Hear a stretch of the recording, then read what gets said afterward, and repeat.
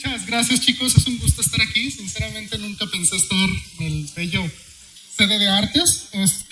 Yo soy maestro de programación, realmente yo siempre les digo a mis chicos, no sé si están aquí mis alumnos de programación, que la programación es más arte que ciencia y por eso siempre nos tocan los salones que están más pegados a la división de artes. Y eso es cierto, siempre lo digo, no estoy mintiendo.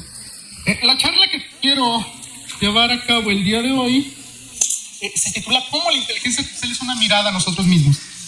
Miren, mucho se dice de la inteligencia artificial, que nos podrá reemplazar, que podrá crear pinturas, escrituras, arte, que podrá generar páginas web. Eso no es cierto.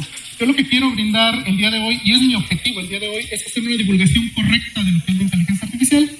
Y una de las primeras cosas que quiero demostrar es que la inteligencia artificial ha avanzado con nosotros. La inteligencia artificial se ha desarrollado y es también una mirada al mismo ser humano. Pero bueno, para empezar, podemos definir la inteligencia artificial de una manera muy sencilla, aunque es una curiosa caricatura. Podemos definir inteligencia artificial como dos palabras, inteligencia y artificial. Artificial es fácil, algo que no está presente en la naturaleza creada por el ser humano. Inteligencia es más difícil, porque hay ciertos grados de inteligencia, pero a final de cuentas podemos definir que algo es inteligente si puede recibir instrucciones de su medio y actuar en consecuencia.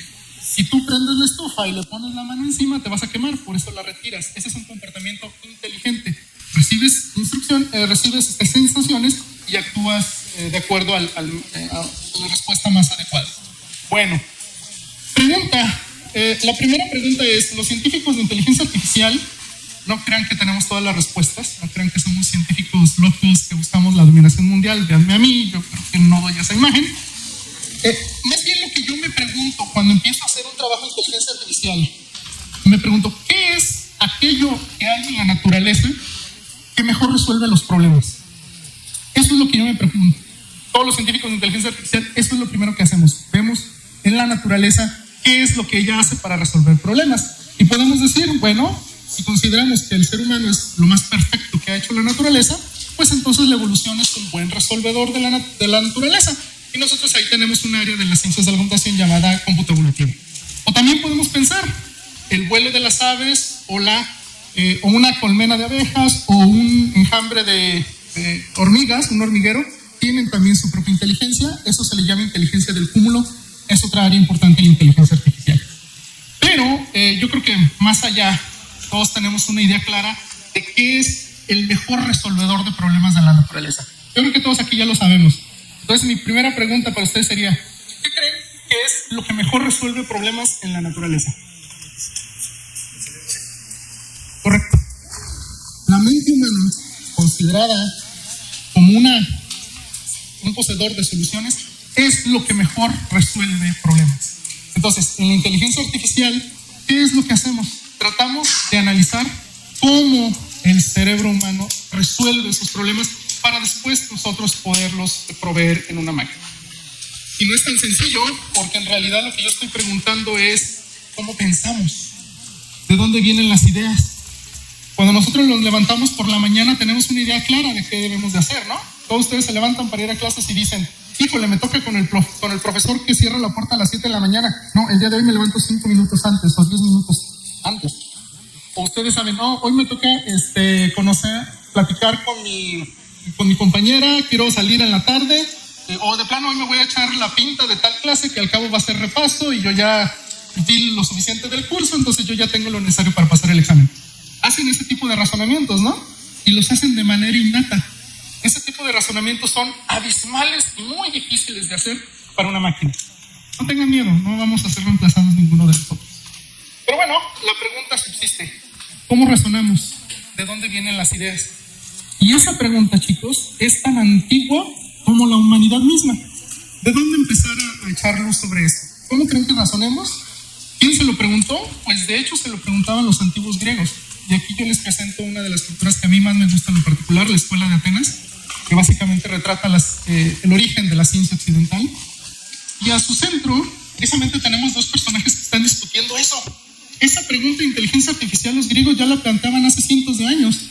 Ellos ya decían, ¿de dónde vienen las ideas? ¿Qué es el conocimiento? Ahí al centro podemos ver a Platón apuntando al cielo, diciendo, no, nosotros venimos de un lugar superior, por tanto nosotros ya hemos visto las ideas perfectas. Lo que estamos haciendo haciendo aquí es simplemente recordarlas. Ese es el planteamiento de Sócrates. Y a la izquierda tenemos, de Platón, y a la izquierda tenemos a Aristóteles. Aristóteles con la mano hacia el suelo, diciendo, no. El ser humano nace con su mente como si fuera un lienzo. Y lo que tenemos enfrente es lo que nosotros aprendemos a hacer. Y ellos dos están discutiendo. ¿Por qué? Porque no tienen la verdad. No pueden saber qué es lo correcto. Entonces, esa discusión ahí está en la escuela de Atenas. Alrededor de todos ellos hay más científicos, muchos sabios de la época dorada, y cada uno de ellos está de un lado o del otro. Entonces, dentro de la inteligencia artificial, yo creo que me puse correctamente, estoy del lado de Aristóteles. Nosotros consideramos que los seres humanos nacemos como un lienzo en blanco, y son nuestras experiencias y nuestro entorno quienes nos dan una idea de cómo razonar. Bueno, esta es una idea muy profunda que ha avanzado a lo largo del tiempo. No hay una respuesta clara, pero todavía podemos trabajar en ella. Todavía podemos seguir adelante diciendo esto de cómo razonamos, cómo podemos pensar. Vamos a brincar muchos cientos de años hasta el siglo de las luces. La crítica de la razón pura. Tenemos ahí dos filósofos muy importantes para el área de inteligencia artificial, aunque no lo parezca. Uno es Emmanuel Kant, el primer filósofo profesional, y el otro René Descartes. Emmanuel Kant es invaluable para el área de inteligencia artificial porque Emmanuel Kant dijo una gran verdad. Dijo, oigan, todo lo que está en la mente ha pasado por los sentidos. Entonces él abrió las puertas al área de la sensibilidad. Para que un niño aprenda, debe de tocar, debe de sentir, debe de jugar, debe de vivir. Para que nosotros crezcamos, debemos de amar, debemos de meter la pata, debemos de frustrarnos, debemos de caer y de levantarnos, experimentar. Es por eso que nosotros en el área de inteligencia artificial construimos máquinas que tienen cámaras, que tienen sensores, que tienen acelerómetros, porque ellos también deben de experimentar el medio donde están a través de los sentidos. Y él decía esa frase, atrévete a pensar. René Descartes, también más existencialista, decía pienso, luego existo.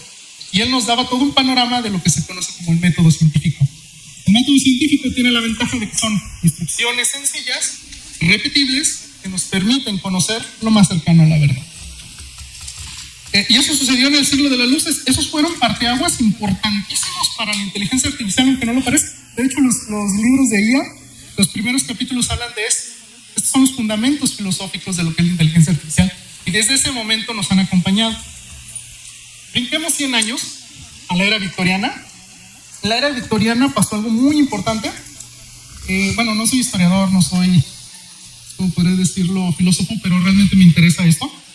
En la época victoriana surge la noción de que el universo es mecánico, que todo es un engrane perfectamente estructurado, que el conocimiento se puede definir a través de la experiencia humana. Y ellos dos son uno de los grandes contribuidores, no solo de la inteligencia artificial, sino de las ciencias de la computación. Charles Babbage y Ada Lovelace. No sé si han escuchado hablar de ellos. Charles Babbage creó lo que en esencia era una computadora 100 años antes de Alan Turing, que ahorita voy a hablar de él. Pero Charles Babbage construyó lo que él consideraba una máquina procesable que se llamaba la máquina analítica. Y la máquina analítica tenía la propiedad de que tú le podías decir a la máquina cómo hacer cálculos. En ese entonces lo que le interesaba a la ciencia era la precisión numérica. ¿Por qué? Pues porque había problemas que necesitaban resolución precisa. Pero más importante aún es Ada Lovelace, que está a su lado derecho. Ada Lovelace es una figura invaluable dentro de las ciencias de la computación. Ada Lovelace fue amiga de Charles Babbage, es hija de Lord Byron. Lord Byron, un poeta medio hardcore de la era victoriana. Y la mamá de Ada Lovelace, me gusta mucho la historia de su vida, la mamá de Ada Lovelace temía de que en la niña se resurgieran los impulsos poéticos de su padre, los impulsos esos pasionales de arrebatos de los poetas de aquel entonces. Entonces, ¿qué creen que le recetó la madre de Ada Lovelace para detener los impulsos poéticos de su hija? Matemáticas. Entonces, ella fue sometida a mucha matemática en un intento para que no fuera poetisa. Bueno, al final de cuentas, le agradecemos eso y ahorita les digo por qué. Ada Lovelace tuvo como maestro a un matemático llamado Auguste de Morgan, que los de computación ya le debemos mucho porque él hizo las leyes de la lógica de primer orden. Pero bueno, Ada Lovelace, al conocer a Charles Babbage y saber el conocimiento de la máquina analítica que estaba haciendo, lo animó a que realizara la publicación de sus hallazgos en una revista que era alemana. Charles Babbage estaba más interesado en la mecanicidad de sus elementos, en cómo su máquina funcionaba. Pero Ada estaba más interesada en lo que podía hacer. Bueno, Ada, al final de cuentas, lo convenció a regañadientes a Charles Babbage, pero Charles Babbage le pidió a Ada que ella fuera su corrector de estilo. O sea, Charles Babbage escribió el artículo y se lo pasó a Ada para que lo corrigiera e hiciera algunas adecuaciones. Ada hizo eso, adecuó el artículo científico, hizo algo, cambió la ciencia de la computación para siempre. Añadió un apéndice, el apéndice A, famoso. Ese apéndice contenía lo que hoy conocemos como el primer algoritmo registrado. Entonces ella, sin quererlo, se convirtió en la primera programadora. Aún teniendo una máquina que no existía, con solo verla en papel. Ada Lovelace hizo eso y también hizo algo más. Cuando ella estaba haciendo la publicación de ese artículo, también tenía que hacer una discusión muy al estilo victoriano, donde se contrastan ideas, se da un discurso. Ada Lovelace entendía lo que era el procesamiento, lo que eran los datos, lo que era entrada, lo que era salida, lo que era impresión. Y Ada Lovelace también dijo una frase que quedó inmortalizada. Dijo, el proceso y lo que esta máquina puede hacer va a romper los límites de la aritmética. Llegará un momento donde con las entradas correctas pueda crear una partitura musical. Eso lo dijo en los 1820. Lo que ella dijo se cumplió hasta el 2021, hace 2 años. Ella también fue la primera ingeniera de software. Ella fue la primera persona que conceptualizó una inteligencia artificial, aún solamente viendo los diagramas que Charles Babbage hacía de su máquina. Por ello, ella es la primera computóloga moderna, 100 años antes que Alan Turing. Yo creo que vale la pena tenerla en mente siempre. Vamos a brincar un poquito. Estos fueron los años 1800, la época victoriana. Después vino la Segunda Guerra Mundial y vino Alan Turing, que ya es el padre de las ciencias de la computación. Alan Turing tenía un enfoque completamente diferente al de Charles Babbage. A él no le interesaba la mecanicidad. A él lo que le interesaba era un modelo matemático. Entonces, Alan Turing creó su famosa máquina de Turing, pero también creó otra cosa. Él empezó a ver el potencial de esa máquina para tomar decisiones inteligentes. Y él creó lo que se conoce al día de hoy como el test de Turing. Él no se metió en problemas. Dijo, ok, no puedo yo definir a la inteligencia humana. No podemos saber cuáles son las leyes de nuestro pensamiento porque somos seres humanos. No podemos salirnos de la humanidad y vernos desde fuera. Alan Turing dijo, ok, no hay problema.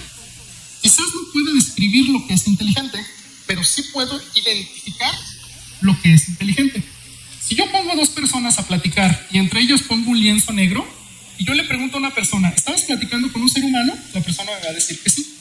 Si yo quito a una de las personas y pongo una máquina y esa máquina le da la misma experiencia al platicar con el ser humano, yo diré que esa máquina es inteligente.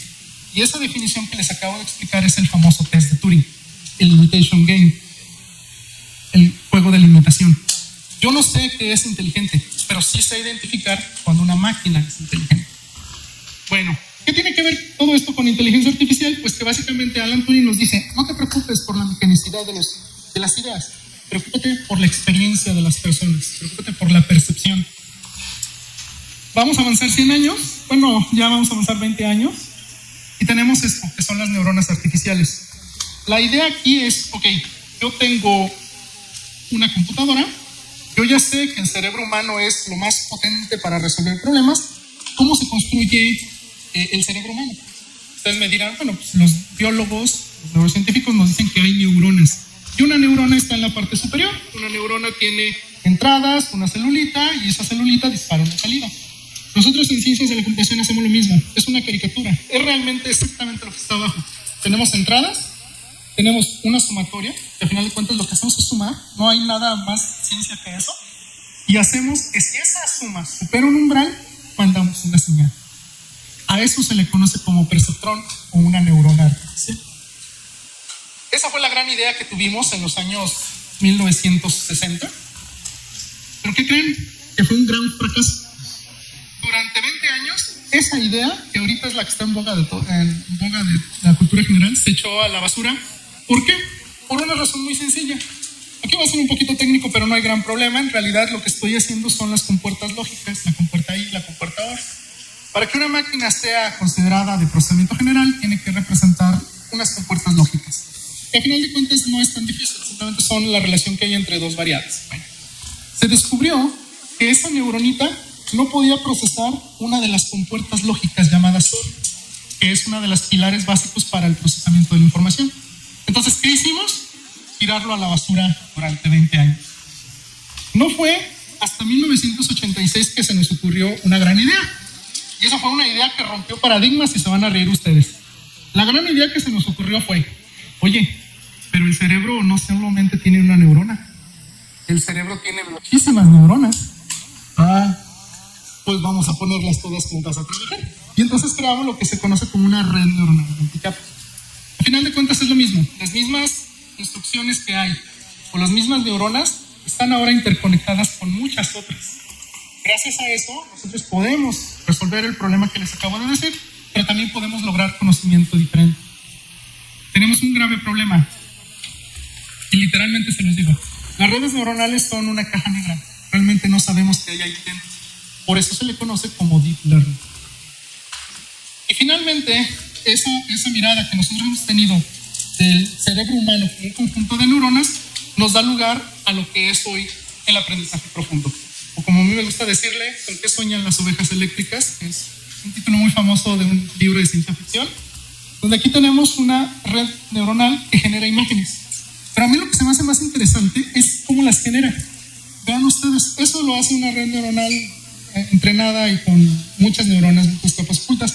Al principio genera como ruido y después, cuando va pasando el tiempo, va afinando detalles. La red va aprendiendo, aprende a dibujar cada vez mejor hasta que ya tenemos el final. Sin embargo, hay algo muy importante que quiero decir y clarificar el día de hoy. Una red neuronal no puede crear algo nuevo. Una red neuronal, por diseño, está atada al conjunto de entrenamiento o a lo que nosotros le enseñemos. Es por eso que las redes neuronales nunca desplazarán al artista, nunca desplazarán al investigador, nunca desplazarán al profesor, porque el conocimiento nuevo requiere un tipo de aprendizaje diferente solo del ser humano. Hasta aquí mi presentación, chicos. Muchísimas gracias.